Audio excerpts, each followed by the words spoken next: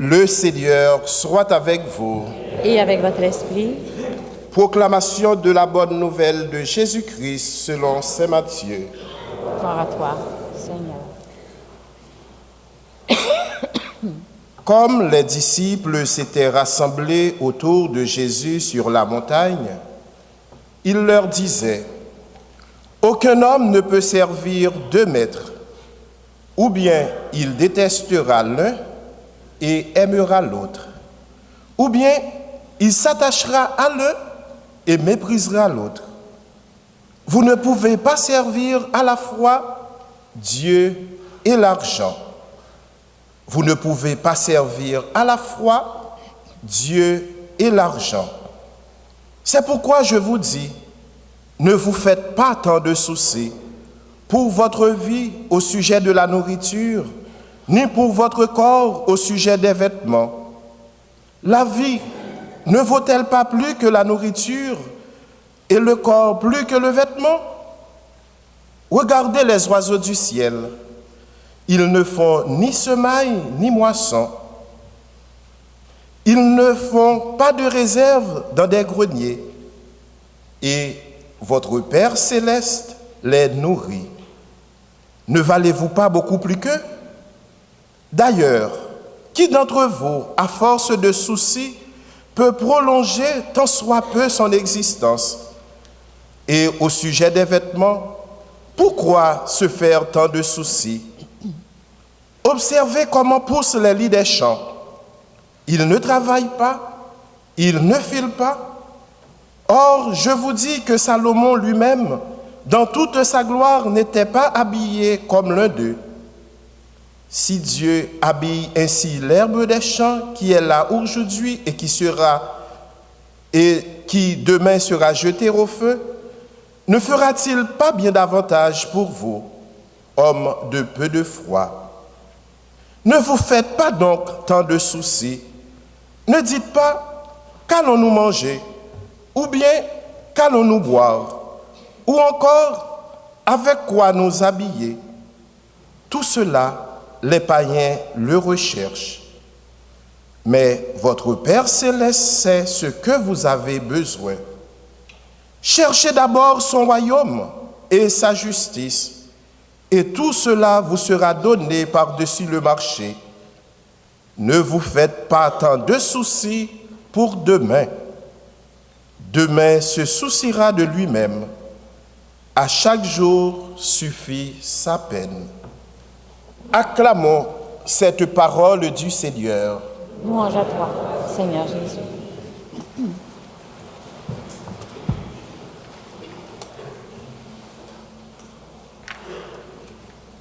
Mes chers amis, aujourd'hui, nous sommes dans la 8e semaine du temps ordinaire et les textes bibliques nous donnent un très beau message.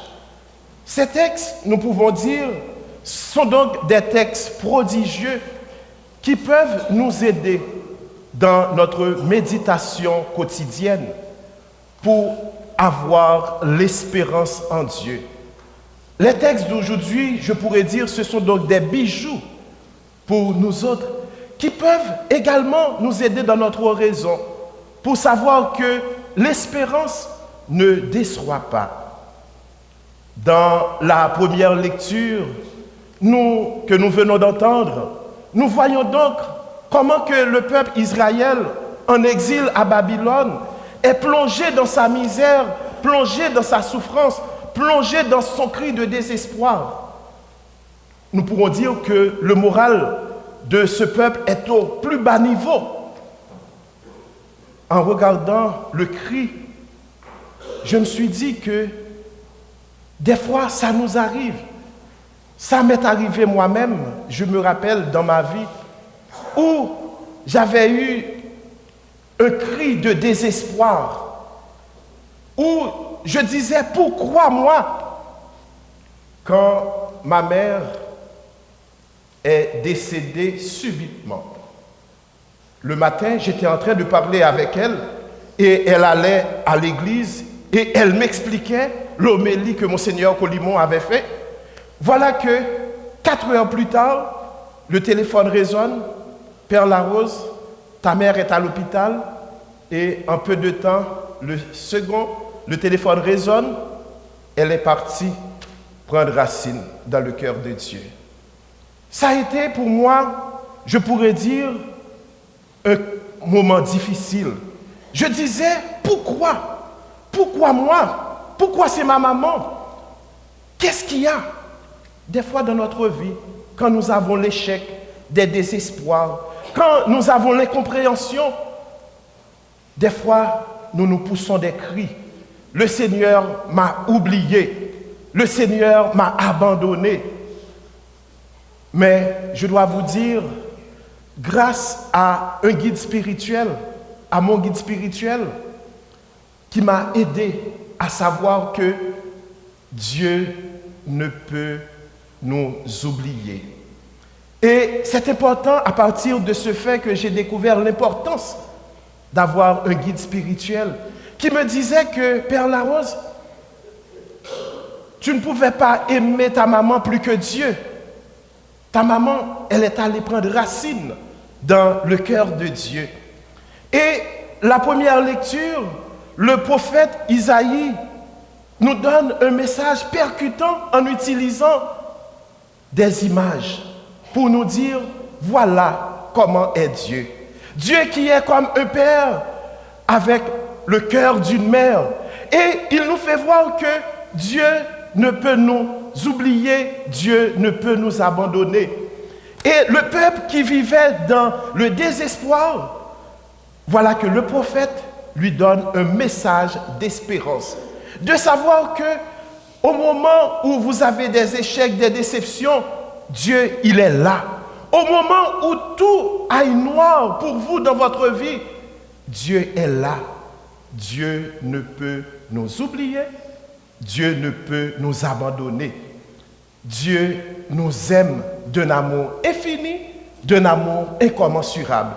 Et le psaume va donc nous dire, pour quelle raison que nous devons avoir confiance en Dieu, où nous pouvons trouver notre repos. Le psaume va donc nous dire que nous pouvons trouver notre repos quand Dieu seul. Car Dieu, il est donc notre rocher, il est notre citadelle, il est notre refuge. En méditant ces textes, et j'ai découvert quelque chose d'extraordinaire qui fait voir que pendant 2 fois, qui m'a beaucoup marqué, pendant 2 fois, le psaume cite un mot. Dieu est un refuge. Chez Dieu, un refuge, Dieu est pour nous refuge. C'est une invitation à avoir confiance en Dieu. C'est une invitation à savoir que Dieu, il est notre Père. Nous devons avoir confiance en lui car il ne peut nous abandonner. Et Dieu qui ne peut nous abandonner, nous sommes ses baptisés. Il veut que nous puissions avoir confiance en lui. C'est ce que Saint Paul nous invite dans la 2e lecture où il nous donne un titre magnifique qui est donc donné aux baptisés. De savoir que comme baptisés, chacune de nous ici, nous sommes serviteurs, nous sommes servantes de Dieu, nous sommes les intendants de Dieu, nous sommes les intendants des mystères de Dieu. Ce qu'on demande aux intendants, c'est en somme de mériter confiance. C'est ce que nous livre la 2e lecture. Dans l'évangile d'aujourd'hui, mes chers amis, Jésus va donc nous donner une exhortation. Une exhortation pour mieux suivre Jésus. Mais quelle est cette exhortation? C'est donc la suite du discours sur la montagne, où Jésus va donc nous inviter à la radicalité, à savoir que dans notre vie, nous avons un choix à faire et à donner des priorités. Jésus, dans l'Évangile, va aborder les questions d'argent, les questions matérielles. Il sait que ces questions-là nous préoccupent. les préoccupations matérielles. Ce sont donc des préoccupations majeures des êtres humains. Voilà que Jésus va donc nous dire quelque chose qui est donc fondamental.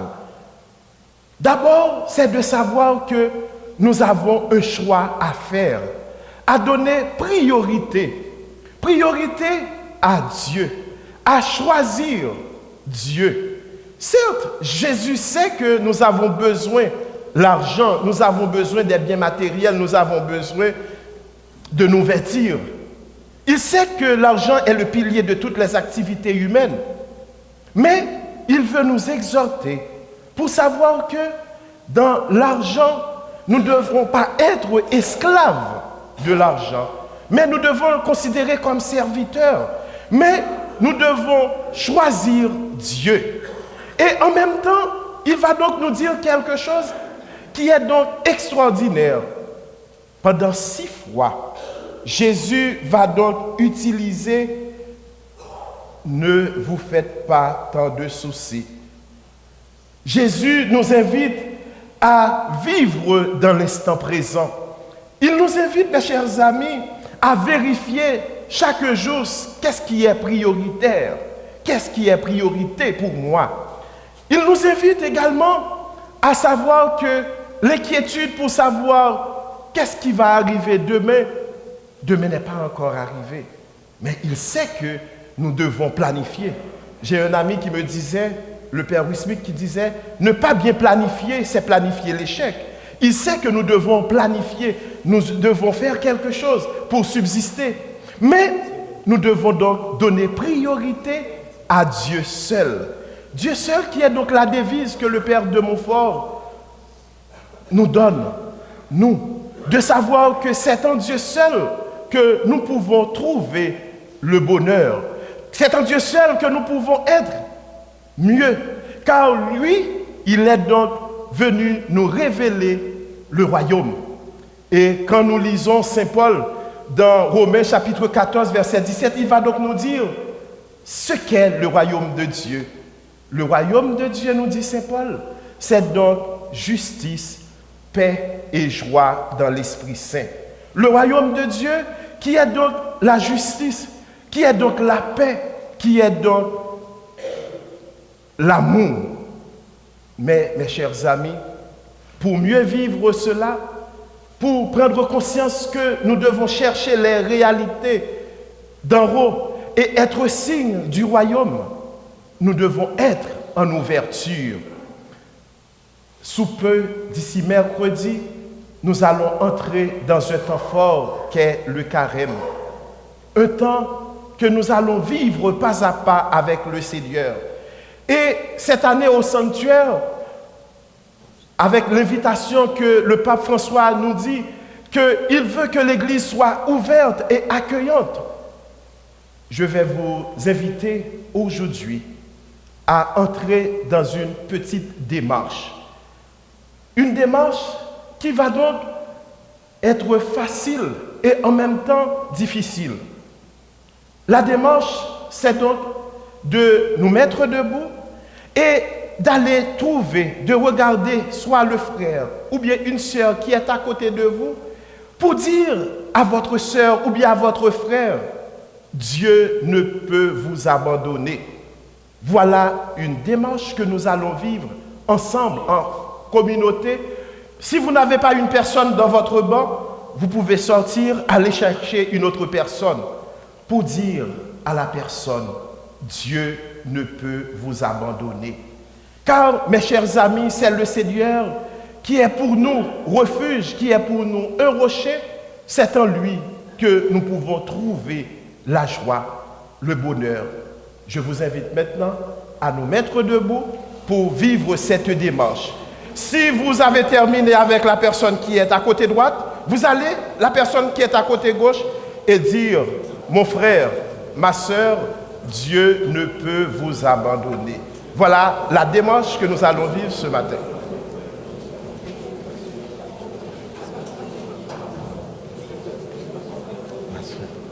Dieu ne peut vous abandonner. Ah, c'est ça. Dieu ne peut vous abandonner.